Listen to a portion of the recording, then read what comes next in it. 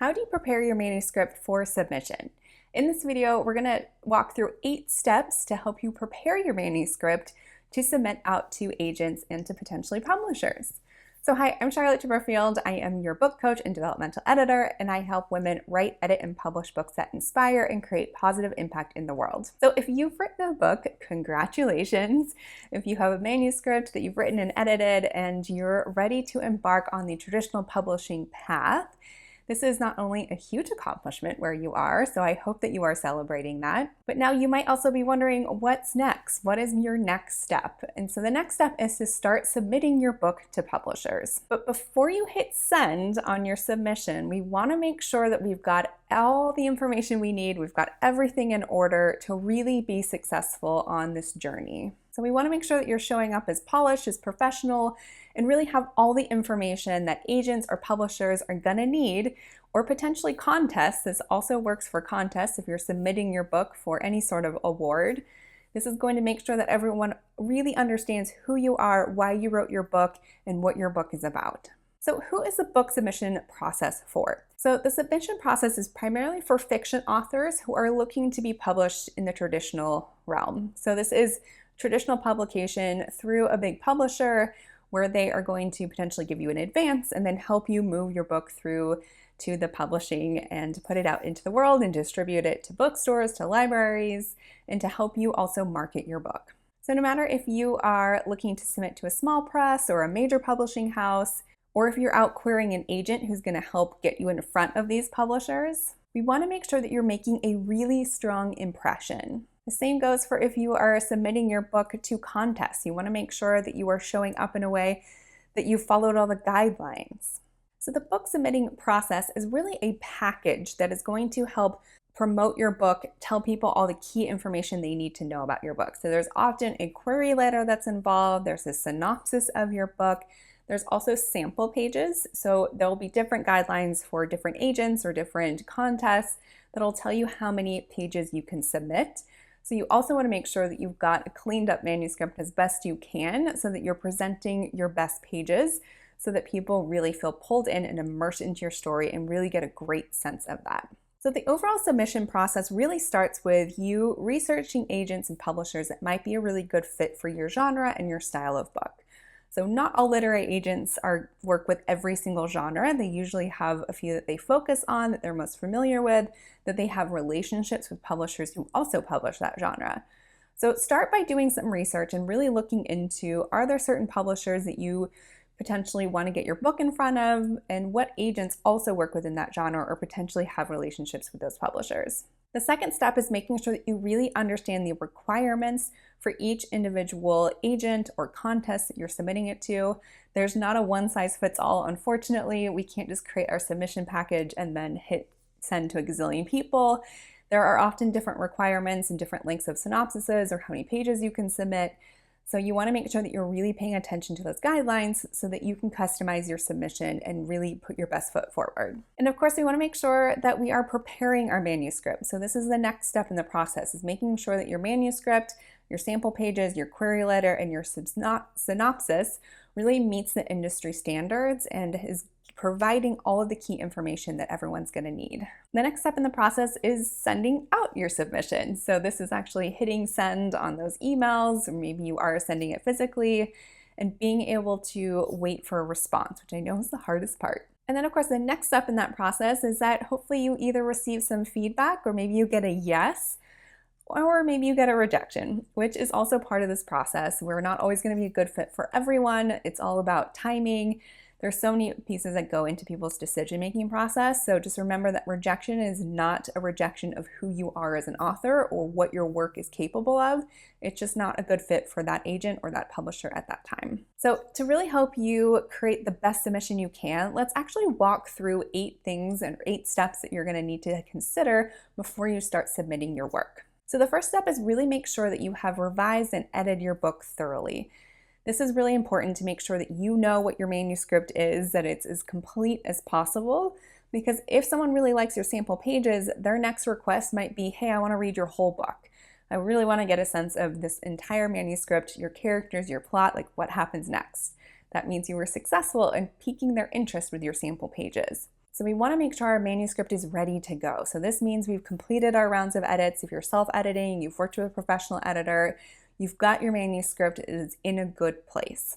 So this means that you've worked through, the developmental edits, you've looked at the pacing, the character development, there's no plot holes.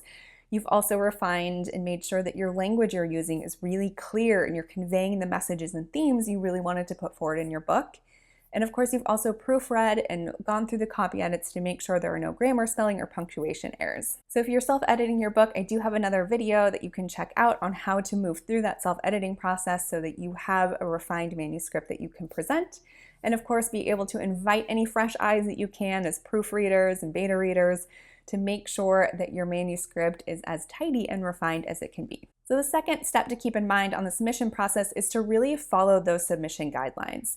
So no matter if it's an agent, a publisher, or a contest, they're all going to have slightly different submission requirements. So you want to make sure that you're looking at their websites, you're looking at their information packages, you really understand what it is that you need to put forward for each person. So this can be things like formatting your manuscript. You want to make sure that you have the right font, the right spacing, the right margins. You want to make sure that you're including everything they've asked for. So this could be a synopsis, a query letter, it could be your author bio. Make sure that you're giving them all the information that they are asking for. Then of course you want to make sure that you're also adhering to word count. So if they're just asking for 3 pages of your manuscript, don't try and shove 4 or 5 in there because they might not read it at all because then that makes them feel like you didn't pay attention to the guidelines. So provide them what it is that they've asked for, nothing less and nothing more. So the third thing to consider as you are submitting your book out into the world is to make sure that you really have the formatting in place. So a professional formatting manuscript can be really helpful and it looks very professional. And this again is where you want to make sure you're appeasing and looking at those guidelines. So Times Roman numeral, 12 font, double spaced, 1-inch margins, that is pretty standard. You also want to make sure that you're indenting your paragraphs. So this is not just like tabbing it, but it's formatted in your word processor through the paragraph settings. You also want to make sure you have page numbers. So you can put those in the top right-hand corner in the header, can be really helpful, and make sure that your name is also on here along with your book title so that people know who wrote this, what the title is, and where they are in the book. Because if you're only submitting 3 pages, you want to make sure that your name and the title of your book is up in the header or the footer so that it's really clear who wrote this book so they can remember who they're responding to. So the fourth piece of this submission process is making sure you have a very compelling query letter. So your query letter is your first impression. Unfortunately, we're not there in the room to show our great personalities and talk about why we wrote our book and see our passion come through, but we want to be able to give a sense of that through our query letter. But the key with a query letter is that it should be very concise, it should be engaging, and it should also be professional. So that typically includes a personalized greeting, so we want to avoid to whom this may concern. You want to know who it is that you're actually sending this to and put their name, address it to them. Just like your story might have a very compelling hook, you really bring us in as readers in that first sentence, in that first paragraph of your book. You want to do the same in your query letter, and you know how to do this. So tell them right away, what is the main conflict of your book? What is the premise of your book, and why is that intriguing? Get straight into the action in your query letter, just like you did in your book. Then once you've got them hooked, give them a little bit of that book summary, like who is your protagonist? What is the key conflict? What are at stake for your characters? Then you also, once you've established what your book is about, you want to compare your titles. So this is where people talk about comp titles. So where is your book going to sit on the bookshelf and whose books are going to be next to you? So really think about what elements of your book are reflected in other books. So you want to provide the titles. And this is also where someone might ask for 2 comp titles, or they might ask for 4 comp titles. So be prepared, have those ready to go, and have done your research on where your book is going to sit on the shelf and what elements of your book are similar to other books that are already on the market. This helps agents and publishers really visualize the potential for your book and where it's going to sit in the market and where your readers are. And then in your query letter, you might also talk about your writing credentials. So what is your publishing experience? Are you a first-time author? Have you written multiple books? Share that with them in your query letter. And then of course, with like any great book, we've got a great closing. Just like we opened in a powerful way, you also want to have a closing that invites the agent to maybe request more information. You want to, again, thank them for being willing to read and receive your work. This is a great place to, again, have a really powerful closing that invites them to go deeper into your world. So this is a lot to do on one page, because ultimately we want a query letter to be a page. We don't want to give them a 5-page dissertation on our book.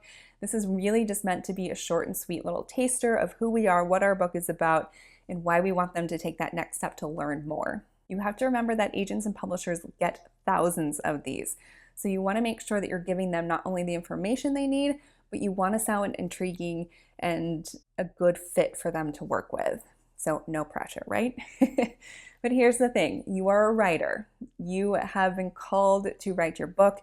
You wrote it for a reason. And so it's just about refining your story about you and your book so that it's very compelling for the agents and publishers that are receiving this. Let your passion shine through. So the next step is really to write a very concise and engaging synopsis. A synopsis is different from a query letter.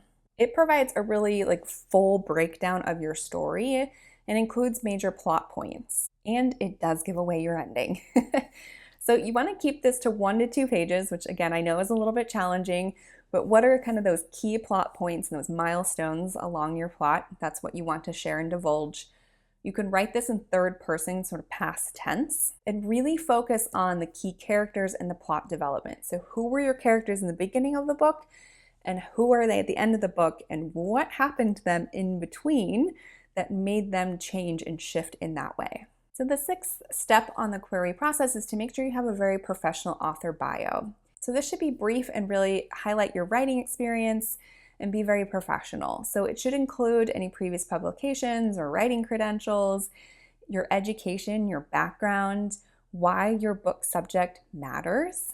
This is an opportunity to really showcase who you are, your personality, and you can be a little bit more fun here, and you can also be professional without straying off the topic. So again, you want to keep this concise, short, and sweet, but also give a really great sense of who you are.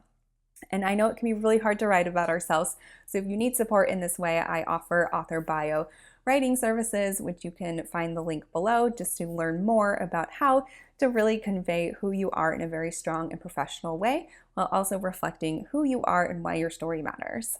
So the next step on the submission process is to make sure that you're proofreading. So just like in the writing process, we go through the editing process. So as you're putting your submissions together, you absolutely can invite other people to give you feedback, to review it.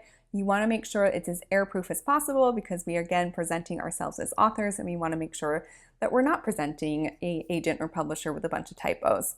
So be sure to proofread your entire submission package, and you can always invite other people into that process if needed as well. And the 8th step to submitting your book proposal is to really submit with confidence. I know it can be really discouraging if you're already kind of on the submission train and you're getting a lot of rejections, like those can hit, and I understand that's hard to manage, but remember, this is not a reflection of you and what you are capable as a writer. So continue to write, engage in your craft, stay confident, and know that the right people are going to come along. This is like matchmaking. It takes time. So just remember, you are confident, you've got this, and your story matters, and it will find the right home that it needs to find in order to reach the audience that you are going to impact with the story and really inspire and entertain. So preparing your book for submission does take a little bit of time, and there are, requirements that we want to make sure we're paying attention to and that we're proofreading. But for agents and publishers on the receiving end, they receive so many of these, so you want to make sure that you can stand out, you're really hooking them, you're following their guidelines, and you're providing them with what they need to make the next best decision. So if you are in the submission and query trenches, I applaud you. This is not an easy task all the time, but you are valuing your story, you're valuing what you are capable of, and I am cheering you on. So continue down this path, and I hope this video has helped you to really understand the different steps and the different things you need to have in order and to pay attention to in order to be successful. So thank you so much for watching, and I will see you in the next video.